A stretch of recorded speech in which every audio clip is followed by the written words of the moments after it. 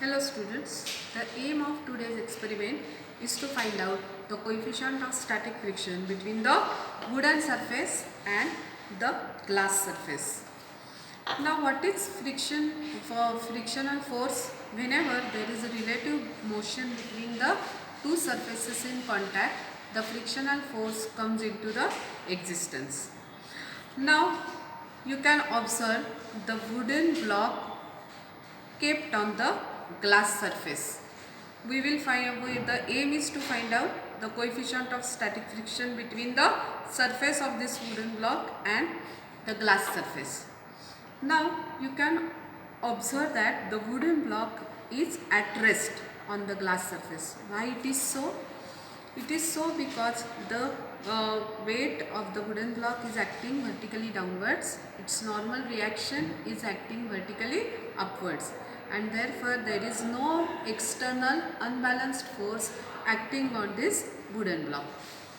Now if you want to set this wooden block into the motion, what you have to do?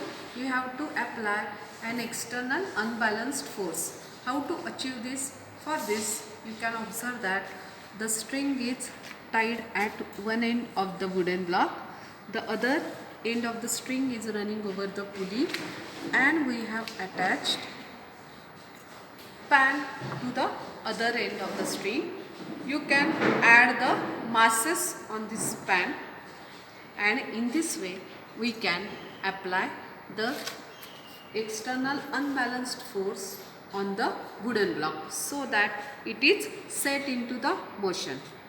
Now right now we have attached the mass of the we have attached the pan to the string. That means the force is equal to the mass of the pan is acting on the wooden block. Still you find that the wooden block is at rest. Why it is so?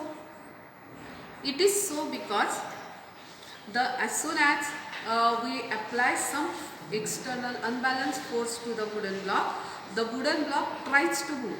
It tends to move, and as soon as it tends to move, the frictional force comes into the existence. And how it is? It is opposite to the direction of the applied force, and it is equal in magnitude to the applied force. Right now the applied force is acting in leftward direction, therefore the frictional force will be act in rightward direction. Alright, now let us increase the force by applying the mass in the pan. I have applied on the pan, and therefore the force is increased. But even if the force is increased, you cannot observe any motion of the wooden block. Why? Because again the static frictional force, since the block is at rest, it is tending to move. Here the force is static frictional force, right? Now this, even if after applying 50 gram to the pan, the block is not moving, it is because the applied force is getting balanced by the frictional force which is acting in opposite direction, and its magnitude is equal to the applied force. Now will it continue forever? No, it won't continue forever. If it continues forever, the block will never get set into the motion. Block कधीच move होणार नाही ना. म्हणजेच एक there is a certain value. Beyond that value, if you increase the applied force, the block will be set into the motion. याचाच अर्थ काय झाला की त्या व्हॅल्यूच्या पलीकडे त्या पर्टिक्युलर व्हॅल्यूच्या पलीकडे स्टॅटिक फ्रिक्शनल फोर्स वाढू शकत नाही. तेवढाच वाढतो maximum. Okay, and that is known as maximum static frictional force. आपल्याला काय फाइंड आउट करायचं आहे? मॅक्झिमम स्टॅटिक फ्रिक्शनल फोर्सच फाइंड आउट करायचा आहे. त्याकरता काय प्रिकॉशन्स घ्यायच्या? The thread should not touch the table. थ्रेडनी टेबलला टच केलेलं नाही पाहिजे. The thread should not touch the table. One more precaution should be taken. The block and the pulley they should be in straight line. It should not be like this. Okay, it should not be like this. Okay, the block and the pulley should be in straight line. म्हणजे तुम्हाला ही string आहे ती straight दिसली पाहिजे, नाहीतर काय होईल, component of force will act on the block. म्हणून आपल्याला ह्या दोन प्रिकॉशन घ्यायचे आहेत. Now we want to find out the advantage आहेत. आपल्याला पटकन कळते व्हॅल्यू फोर्सची. आणि दुसरा ॲडव्हान्टेज असा की even if you consider that the frictional force between the wooden surface and the glass will be same at every point, it is not so. कधी कधी वेगवेगळ्या पॉईंट्सला वेगवेगळी व्हॅल्यू असू शकते. म्हणून you should always start from one point. त्याकरता हा रेफरन्स लाईनचा उपयोग होतो. And what is the second use, it's easy for you to detect the motion. Okay, आता मी हे 50 ग्रॅम टाकलं आहे. काय करायचं, you have to lift the block and you have to keep it on the reference line which you have drawn and then gently tap. ह्या एकदाच tap करायचं. का, कारण even if you don't observe the interlocking between the surfaces by naked eyes, there may be interlocking between the surfaces. Surfaces smooth दिसले तरी काय असू शकतात, डिप्रेशन्स आणि हिल्स असू शकतात आणि त्यांच्यामध्ये इंटरलॉकिंग असू शकतं. मग ते त्या पॉईंटला ब्रेक करण्याकरता आपण काय करायचं, जेंटली टॅप इट. तरी मोशन दिसतीये का, नाही दिसत आहे. So we have to increase the force. म्हणून मी 20 ग्रॅम आणखीन ॲड केले पॅनमध्ये. काय करायचं, lift the block, keep it on the reference line, tap it gently. And still I cannot observe the motion. I will add the mass. I have added 10 more gram. Again keep the block on the reference line, tap once. I can observe some motion. Okay, पण ही sufficient नाही आहे. Reference लाईनवर थोडासा पुढे आला block, काय झाला पाहिजे, the block should cross the reference line and it should travel through a very small distance and it should then immediately stop. Okay, त्याकरता मी काय करणार आहे, आणखीन 5 ग्रॅम ॲड करणार आहे. Again lift the block, keep it on the reference line and tap it. You can observe that the block moves. It moves, it is crossing the reference line. It travels through some distance, very small, and immediately stops. ते move होत राहिलं पाहिजे, move झालं नाही पाहिजे continuously, नाही तर काय होईल, कायनेटिक फ्रिक्शन पिक्चरमध्ये येईल. आपल्याला काय फाइंड आउट करायचं आहे, maximum static frictional force. Just थोडंसं मूव झालं तर नाही म्हणायचं झालं. कसं झालं पाहिजे, it should cross the reference line and it should immediately stop after travelling very small but observable distance. झालं थोडंसं मूव असं नाही म्हणायचं. ऑब्झर्वेबल डिस्टन्स किती स्मॉल असलं तरी तेवढं डिस्टन्स ट्रॅव्हल करून ब्लॉक काय झाला पाहिजे, इट शुड स्टॉप मूव्हिंग. असं जेव्हा सिच्युएशन येते तेव्हा काय होतं, तुम्ही एक्झॅक्ट फोर्स अप्लाय केलेला आहे, जो आहे आपला maximum static frictional force. Now how to record the readings. You can how to record the readings. आता इथे ऑब्झर्वेशन्स बघा, least count of the spring balance, zero error of the spring balance. We are not using it because you have been directly provided the masses of the block and masses of the pan. हे कशा करताय, जर दिलं नसेल मास तर तुम्हाला spring बॅलन्सनी ब्लॉकचं आणि पॅनचं मास major करायचं आहे. आता इथे ओके, म्हणून mass of the block W0 मी काय लिहून टाकलं, 525 ग्रॅम. तसंच mass of the pan, mass of the block directly लिहिलं आहे ब्लॉकवर with the help of marker. ते इथे लिहून टाकायचं, which is denoted as W0, 525 gram weight. Mass of the pan is also written like this at the bottom of each pan. It's written 21 gram.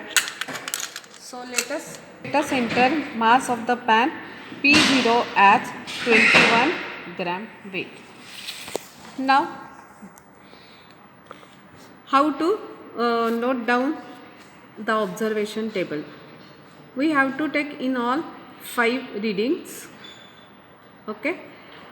Mass on the block right now is 0. आपण या ब्लॉकच्या टॉपवर काही ठेवलेलं आहे का? नाही.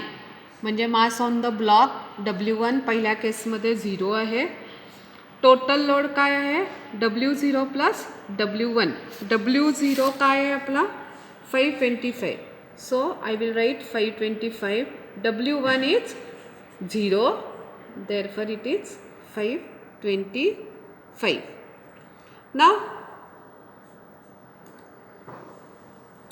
mass in the pan. Let us see how in the pan. Okay, I have added 50 gram plus 20 gram plus 10 gram plus 5 gram. So 50 plus 20 70 plus 10 80 plus 5 85. So mass in the pan is 85 gram weight. Over here it is 85. So total effort is P0 plus P1, that is 21 plus 85, that is 106 gram weight. Now here you can observe the unit as gram weight. The unit, if you write only masses, then the masses do not represent force. We have to multiply it by 980 so that we are representing force expressed in CGS system. But we want to avoid it, and that is why we are attaching unit gram weight to the mass. Now when we attach the unit gram weight to the mass, it represents the force. Why we are doing this? To simplify our experiment. Okay, so these are not only masses, these are forces. And how we come to know? We come to know by the unit gram weight. Okay, now here we have the relation like this. Frictional force is proportional to normal reaction. What is normal reaction? It is equal to weight, mg. Now frictional force cannot be measured, okay, but we know that the frictional force is equal to applied force, and therefore it is measurable. Therefore we will replace frictional force by applied force. Fa is proportional to mg. If you remove the proportionality sign, it is Fa is equal to some constant which is represented as mu s mg. Therefore Fa upon mg is mu s. This constant is nothing but the coefficient of static friction between the two given surfaces, and it is constant, and it is the property or characteristic for those two given surfaces. Now here Fa, applied force, is denoted by the symbol P, total effort, and mg is nothing but the total load W, and therefore P by W is mu s. The ratio of a total effort to the total load will give us the value of static friction, coefficient of static friction. Now let us calculate the coefficient of static friction for the first reading. Mu s is 106 upon 525.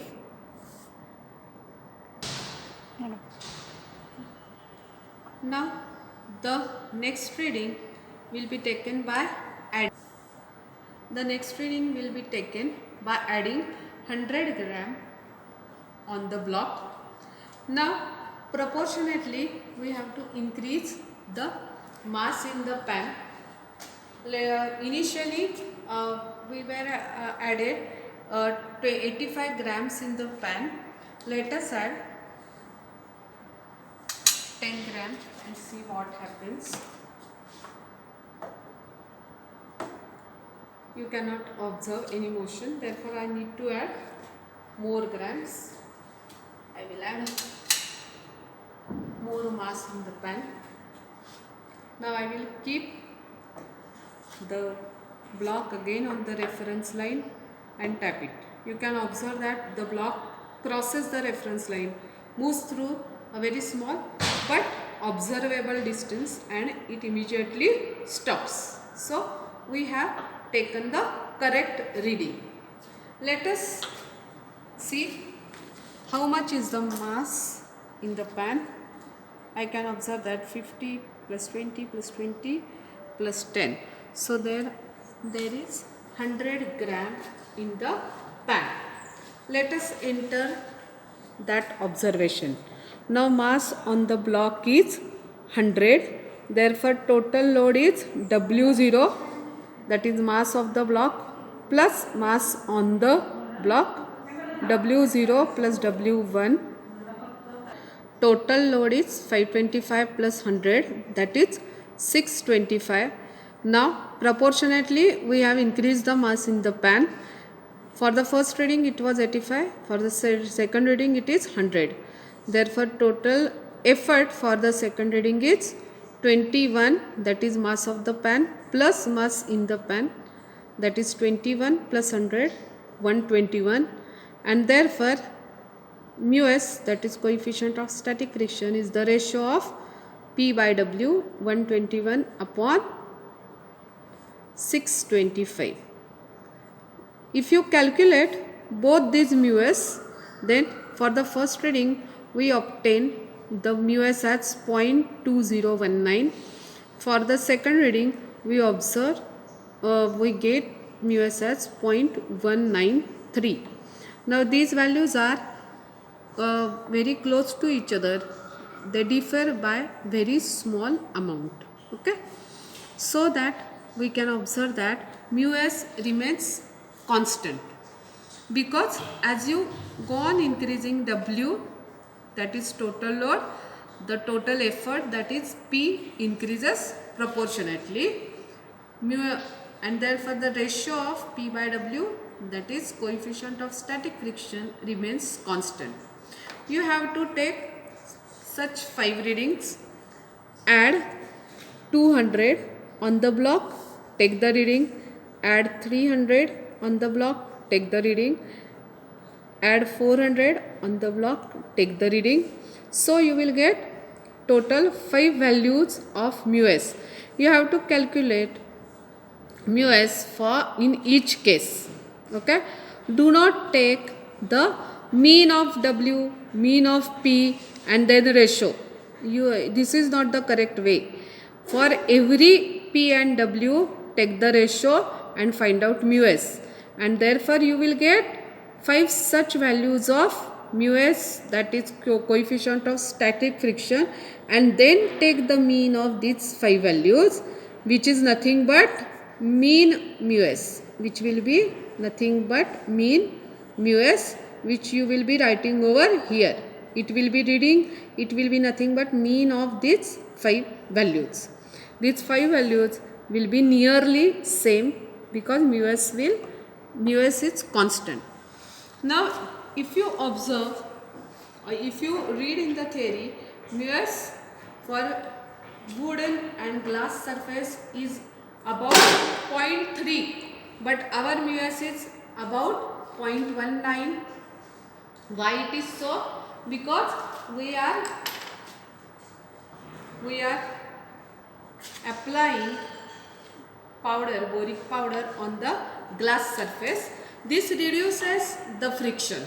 Okay, and that is why the coefficient of static friction between the wooden surfaces and glass surface is not coming out 0.3 as mentioned in the theory, in our case, it is getting reduced to 0.2 because of this powder which we are applying on the glass surface. It is similar to your board game carom. While playing carom also, you apply boric powder on the carom board to reduce the friction. Okay. Now this was about calculations. Now you have to find out the result graphically as well. For that you have to find out mu s by graph as well. For that you will be plotting P on y-axis and you will be plotting W on x-axis. No need to choose 0, 0 as origin because your starting point is 525 over here. Therefore, for x-axis do not choose 0 as your origin. Choose the suitable origin. Same with the y-axis. Here you can observe that our first value is 106. Therefore, I will not choose the origin as 0. I will choose suitable origin. Then I will get the points. I will draw the best fit, that is the line which will pass through maximum number of points. Do not join the points using zigzag line. If I am getting the points like this, then I will not try to pass the line through each and every point. Here you can observe that the line is passing through only 2 points and these 3 points are deviated. But you can observe that the deviation is small. These 2 points are deviated on the right hand side and these 2 points are deviated on the right hand side and this point is deviated on the left hand side of the line, and that is why we will call this line as best fit line.